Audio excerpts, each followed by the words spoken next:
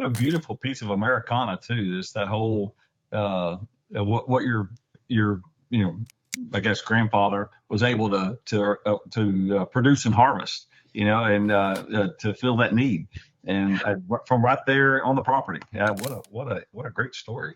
It was a very interesting way of life, and I wish that no one seems to have much more in the way of details about it. I can remember as a kid being told that this is where he kept the ice, and it was just a clearing next to the chicken coop, and they just pile it up. And as a child, it's just amazing to me. The summer sometimes got high 80s. Like to imagine that ice was still around that you had taken off the lake in January or February. And I believe it was my aunt who had explained to me, you would just go to the north end of the lake where the ice lasted longer. And then they would haul this back, I guess, in horse and buggy of some sort. It was my great grandfather. And they would then stack it up, put sawdust in between it, cover tarps over the top of it.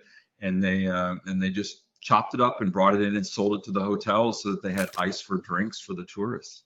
It's such an amazing business to think of. Like, I'm a big fan of an old book, an old lecture rather, called Acres of Diamonds.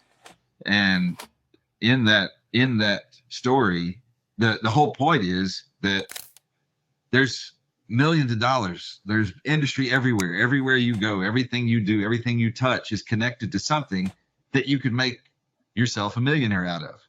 And that's an example of that. That's amazing. They took the environmental conditions and created an entrepreneurial pursuit out of it. That's phenomenal.